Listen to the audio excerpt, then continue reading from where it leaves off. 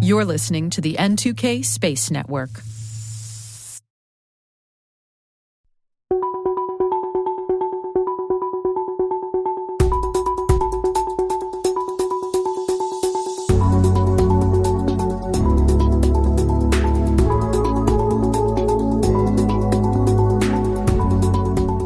The United States Space Command's mission is to make sure there's never a day without space.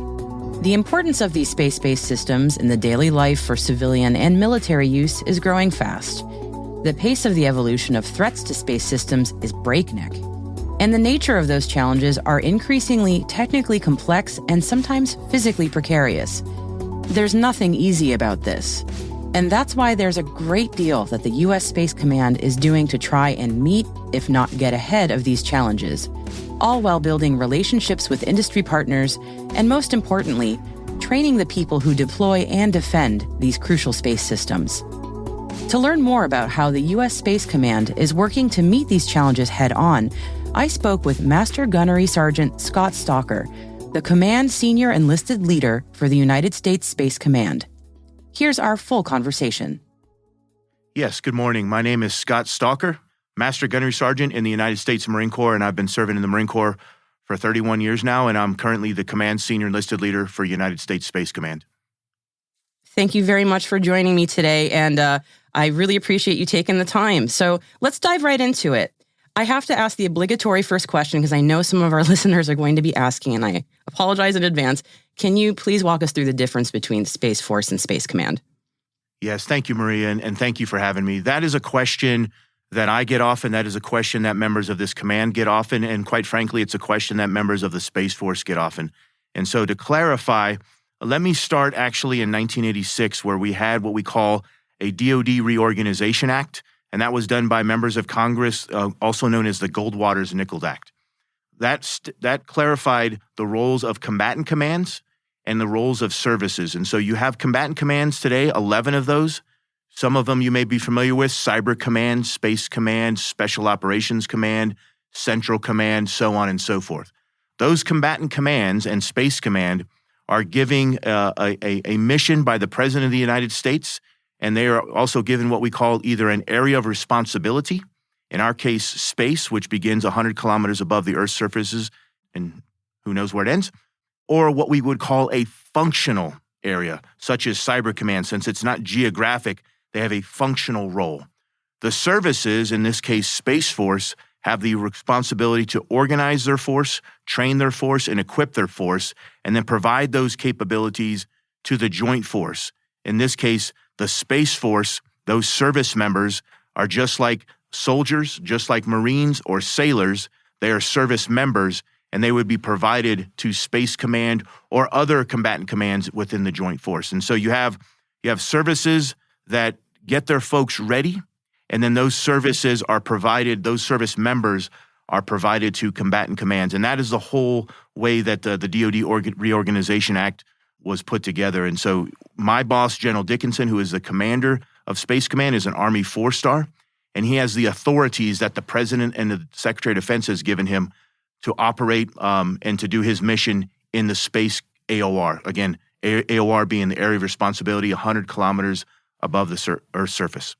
Thank you for walking us through that. I appreciate that because, as I said, I imagine you get that question a lot, and I'm sure many of our listeners just needed that context, so thank you. So speaking of context, can you help me understand the challenges facing Space Command, specifically in protecting space assets from cyber threats specifically, and maybe the priorities that you have to address those?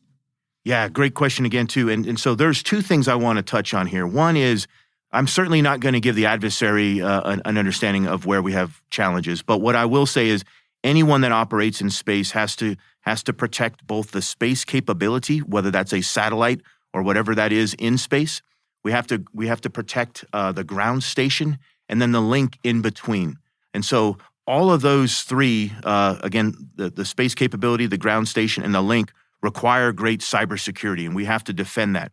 We have done an exceptional job here of what we call integrating capabilities through this entirety of integrated deterrence. And so as this command was built, and we're just a few years old, so we started on the 29th of August, 2019, whereas the Space Force came a few months later on the 20th of December 2019. And so as we built this command, we built this with the understanding of the importance of cybersecurity.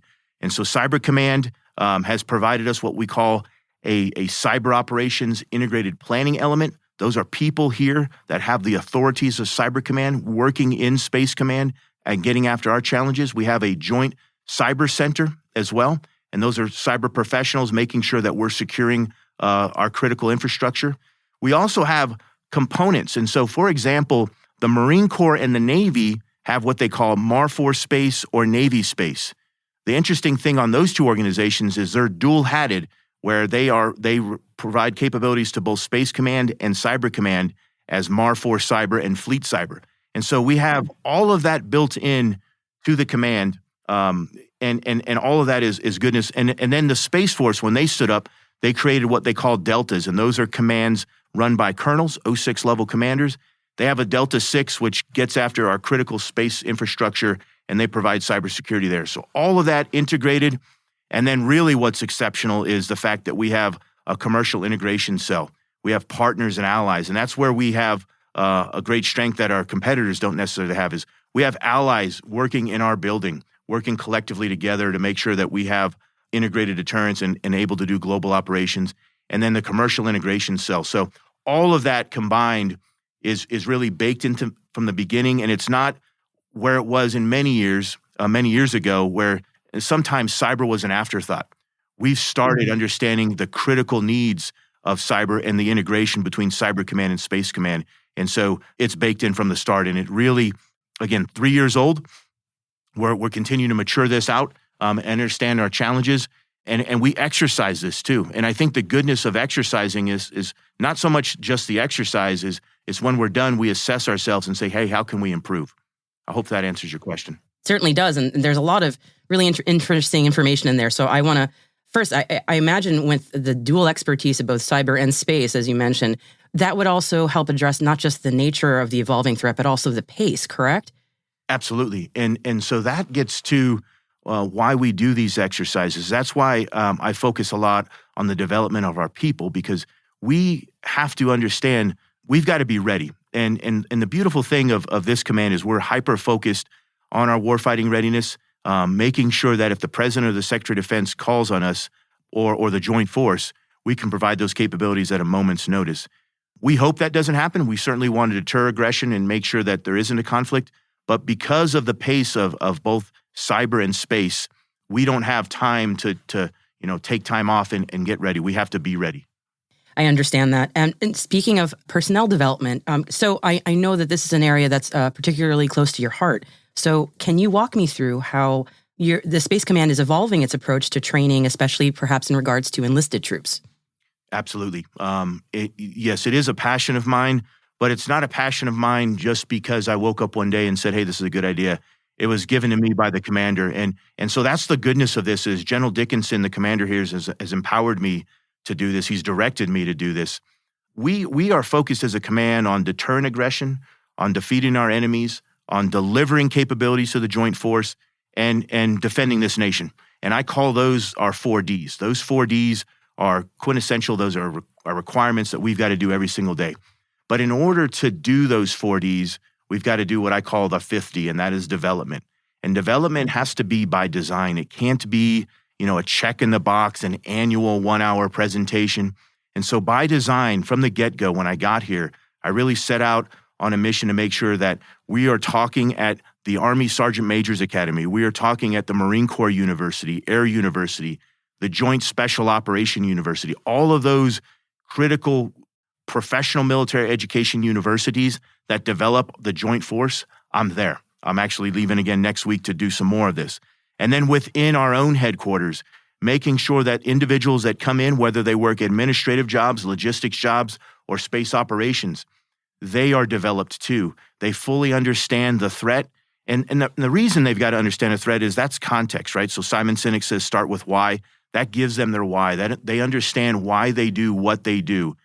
We saw in 2014 when Russia illegally annexed Crimea. We saw on the 15th of November when Russia shot down one of their own satellite using their own missile and shot down one of their own satellites left thousands of pieces of debris up there. We saw on the 24th of February, just a few months later in 2022, when they illegally invaded Ukraine and continued to execute their war of choice, we saw all of that happen. And so making sure my folks, the people here, and it's not just enlisted, but it's one of my focus areas, fully understand that the threat is real, that we have adversaries, both China and Russia, that have conducted destructive tests in space and left thousands of pieces of debris up there. This is real. And the other piece of this too, and I want to emphasize this, Maria, is space is not new. And what I mean by that is space has been providing capabilities to combat operations since Vietnam, where we actually had satellites providing SATCOM and not SATCOM, so to speak, but communications and making sure that we understood the weather. And that was, early on in this, and it's matured now to where we can execute satellite communications globally. We can have intelligence, surveillance, and reconnaissance globally.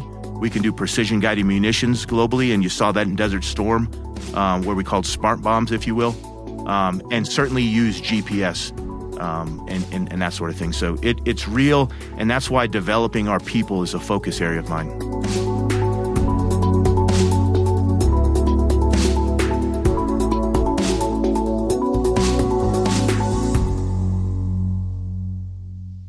We'll be right back after this quick break.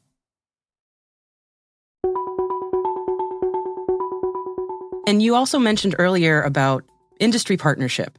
Can you go into a little bit more detail about maybe some of the opportunities there or things that you're excited about in regards with working with industry? Yeah, it's a big deal. And coming up, we have what we call the Space Symposium shortly. And that is a huge event right out here in Colorado Springs, where we gather with partners and allies. We gather with many members of industry. And that's the great opportunity for us to talk about our issues and challenges in this domain, and for industry to address those and look at where they can innovate and move rapidly to provide capabilities. It's an exceptional partnership. Right out in Vandenberg Space Force Base, we have what we call the Commercial Integration Cell, the CIC. On that watch floor, at all levels of classification, we have members of industry sitting there. And the importance of that is, one, they understand not just the challenges and the threat today, but what the future looks like. And then maybe even more important for us is their ability to innovate and provide capabilities for us. And we've seen the importance of this. You've seen a couple commercial companies, without calling out specific names, as Russia invaded Ukraine, we saw that they were able to provide capabilities to the Ukraine people to make sure they continue to communicate. Remarkable speed, agility, and in many ways, it's the evolution of conflict, if you will, where we often would focus on this idea of whole of government approach. And in space, at least, it's expanded past that. It's more of a whole of society approach, where we have certainly the government, but we have partners and allies that are outside of the government. We have industry, we have academia, all collectively working together to make sure that we can ensure that there's never a day without space, so that when you want to use your cell phone, when you want to watch the game on TV, when you want to make an ATM transaction, or when you need to navigate or fly in an airplane, all of those capabilities that we take for granted will continue to work. And that is because of the great people that we have in the Commercial Integration Cell and our relationships with them, which are critical. So staying on that thread for a moment. So when I say industry, I mean cybersecurity as well as the space industry. So I'm using it a little broadly here, but thinking of those two sort of segments of industry, what would you say that they could do to maybe better support Space Command?